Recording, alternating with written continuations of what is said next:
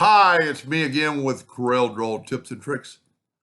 A little over 6 years ago, I made a video on this, and it was kind of funny. Yesterday, I did a video of a Coke can with just words on it, and this gentleman was telling me about this Excel file that's a generator that will help.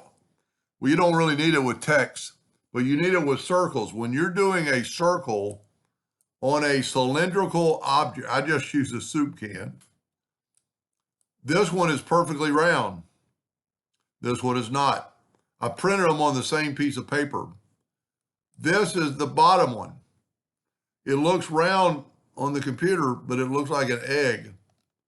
This is the top one. Maybe not the best choice of, my printer was running out of colors. I should have just done a circle in black. But it's been stretched to make it look like. So a little over 6 years ago, a really good one, my best friend all my life is a math guru in Excel, and he wrote me a spreadsheet and I shared it on Facebook.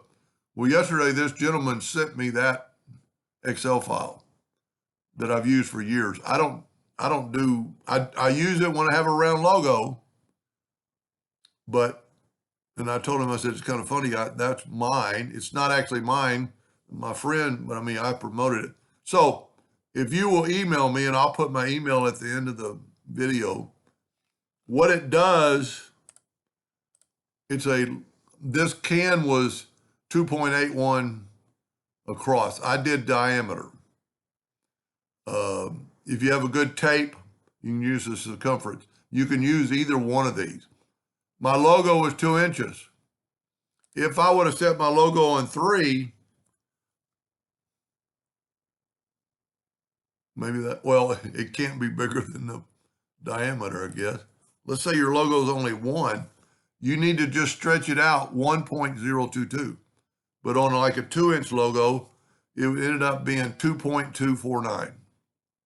It tells you automatically. So if your logo is 2 and your can is 3, then you just need to stretch it out to 2.81, and I'm going to explain that. So this was, I can't remember the number, 2.8125. Yeah, so 22249. So I took the logo inside, and this is 2 inches. This one, I took the ratio off, and I did the 2.2. It's basically 49. I actually typed it 49, but Corel is rounding it off. So this looks round on the paper, and this looks like a funny shape. And I'm not going to say it's dead on perfect, but I don't think you'll be able to, I should have used just a black circle instead. I was trying to make like the Pepsi logo.